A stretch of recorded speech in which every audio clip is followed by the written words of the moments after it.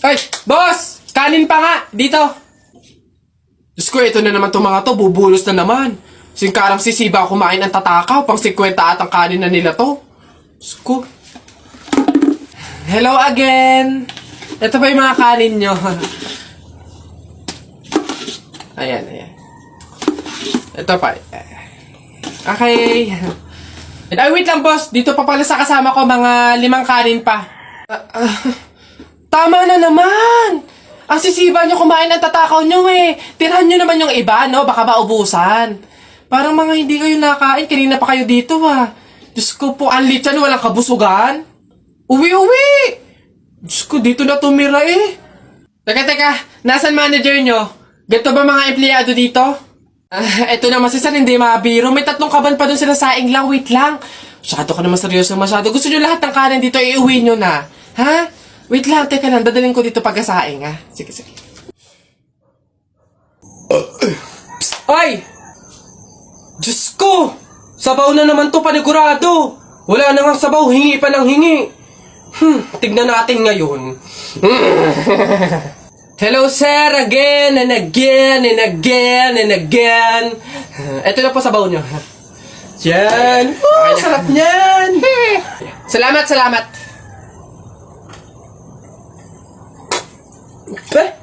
Hoy! Ay, sir, bakit? Hoy, ano to? Tubig to, hindi to sabaw. Ay, sir, alam ko. Ang usapan kasi, sabaw. Hindi klase ng sabaw. Aba, bastos to. Palitan mo to. Sasabi ko sa'yo, palitan mo to. Ay, wow! Kayo pa tong galit, ha? Malamang ubos na yung sabaw namin. Kakahingi nyo. Pang 100 sabaw lang naman yung hiningi nyo kanina. Kaya naubusan na kami. Kapal naman ito. Buto-buto na nga yung ulam nyong manok. Para lang mapakinabangan nyo yung only rice namin. Kaya ka nagsisabaw dyan. Ha, ganon. Anong gagawin ko dito? Hindi mo alam yung gagawin mo. Ako alam ko. Isabaw mo yan sa only rice mo. Gawin mong sabaw tubig. Face ito. Ano ba yun? Tagal naman na order ko. Ay, ayun na. Hello, sir. Ito na po order nyo.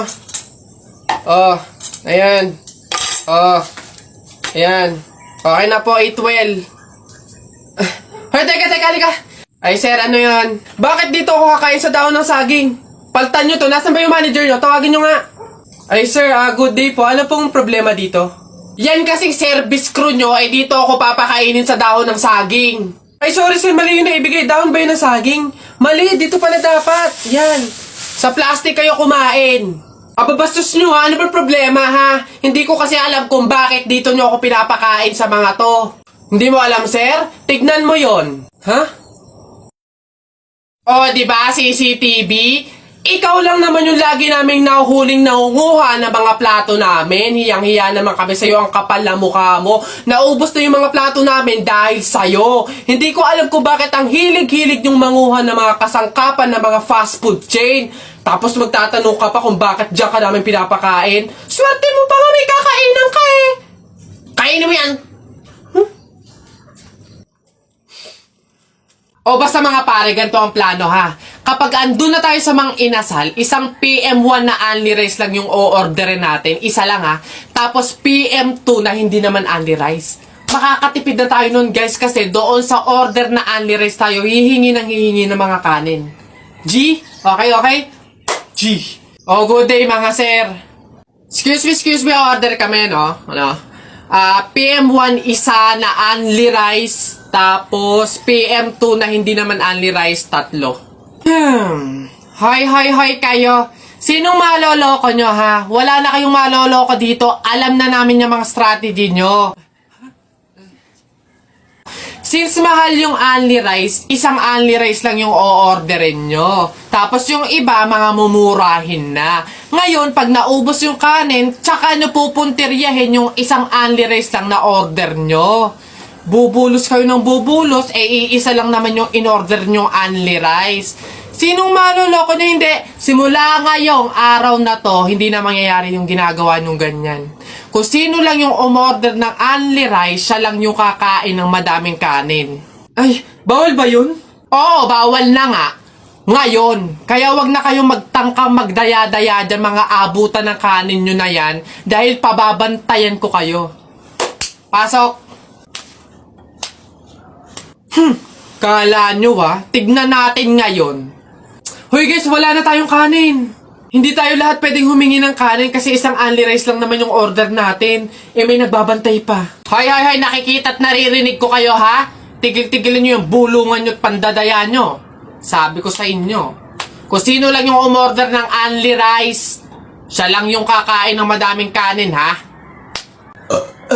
Excuse me po, magtatanong lang po, mawalang galang na.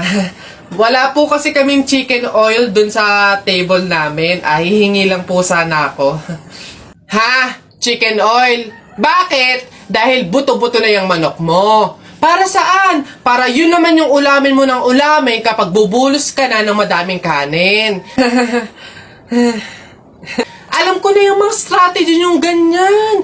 Kapag nga naman naubos yung manok na dapat tinipid nyo, ang pupunteryahin nyo naman yung chicken oil namin. Kasi nga naman masarap yung chicken oil namin, pwede nga namang ulamin yun. Dahilan para mapakinabangan nyo yung only rice.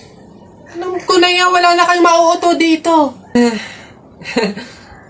Visit? Akala nyo banu-banu ako, no? Akala nyo hindi ko malalaman yung iba pang mga strategy nyo. Hindi po to chicken oil. Wala po tong lasa. Ay, wow! Ikaw pa tong nag-inarte. Alam mo, kulang pa nga yan eh. Asin. Budburan mo ng asin para magkalasa. Chicken oil, chicken oil. Wala na, ubos na. Anak! Nay, bakit? Matutulog muna ako saglit. Ikaw muna magbantay sa burol ng lolo mo, ha? Wag na wag mong iiwan yon. Dapat daw laging may kasama yon. Ha, bakit naman dapat laging may bantay? Pamahiin. Pag daw iniwan mo yung patay dun sa kabaong, papalitan daw yan ng puno ng saging ng mga engkanto. Sige, Nay. Naantok na ako eh. O siya, sige na. Lolo, inaantok na talaga ako. Pasensya na. Matutulog muna ako saglit. 5 minutes lang, ha? Di naman siguro totoo yung mga pamahiin na yan. Kanto. Sige. Bakit walang bantay dito sa burol? Ang lolo! Lolo! Sinasabi ko na nga ba? Nay, bakit anyari? Wala na yung lolo mo. Ha? Wala na sa kabaong si lolo? Sabi ko naman kasi sa'yo, bantayan mo eh. Kukunin nyo ng mga engkanto at papalitan ng puno ng saging. Kasalanan na ng mga engkantong yan. Babanatan ko yung mga yan. Puno na lang ng saging na natira, lola. Di mabuti, Nay. Bakit? Di iwas gastusin. Makakatipid. Wala na tayong ipapalibing. Nay, pasalamat nga tayo sa mga engkantong yan. Sila na bahala dun kay lolo eh. Sige na, papakancel ko na yung lupang lilibingan ni lolo. Hello? Cancel na po yung lupa. Hindi na po kami magpapalibing. Okay. Salamat. Tipid ng 50K. Lala. Basta kahapon, pumunta ka. Ay, nakagat ko yung dila ko. Ang sakit. Hala, bigay ka ng number, bilis. Ha? Number 4. A, B, C, D. Hala, letter D. Ibig sabihin, naiisip ka ni letter D. Si Dodong yan na! Yung crush mo? Nay! Hindi naman. Hindi ko na naman crush yun. Asim-asim ni Dodong eh. Ikaw nga, tinan mo yung yung ilong mo nagpapawis. Ibig sabihin daw niyan, selosa eh.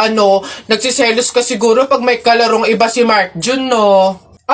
Hindi naman ako selosa. Anong paki ko kung may kalaro ng iba si Mark Jun? Andyan pa naman si Tep-Tep. Ba yun? Hay, kaya ano yung mga pinag-uusapan ninyo? Kababata pa'y kumikiringking na kayo, ha? Hindi pa nga ata marunong magbasa't magsulat lumalantod na. Uy! Darling Albert, anak, Jepoy, kumain na kayo.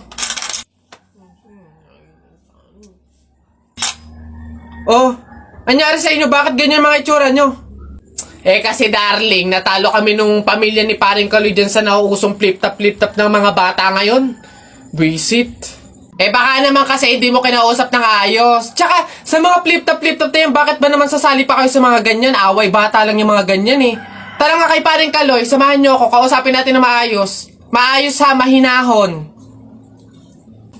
Paring Kaloy? Paring Kaloy? Sino yun? Hoy, Marindelia, napasadya ka, anong meron? Ayun nga paring Kaloy, yung asawa at anak ko, medyo inis nga sa inyo, gawa ng natalo nyo daw sa flip-top na yan. Oo. Eh, wala naman problema sa akin kung talagang mayayabang kayo. Wala naman problema kung natalo nyo sila sa flip-top na yan. Pero ang sa akin lang naman, away bata yung mga yan. Malalaki na tayo, wag na tayong makisali pa. No? Sige paring Kaloy, una na kami. Salamat, sige. Dog ka ng dog! Nakita ko yung tatay mo tinutuli sa ilog, natira itlog! Ano? Asawa ko yan, darling. Aba, teka, biglaan to Alam ko trabaho ng tatay mo, tanod. Nakita ko sa ilog, inaanod! Sus, wala yan. Ako si SpongeBob, ikaw si Patrick. Nakita kita kanina tumatay sa plastic. Wala na. Sus, alam ko ulam nyo kagabi pa sis. Hindi. Huwag ka na sumaba. Talo ka na, uwi na kami. Ayoko sa Marawi. Madaming kalapati. Nakita ko nanay mo tumatay. Nakawaki. Pwede ka na, Jeff. Anak, tara na. Talo. Wala ka, bala ka sa buhay nyo. Ha?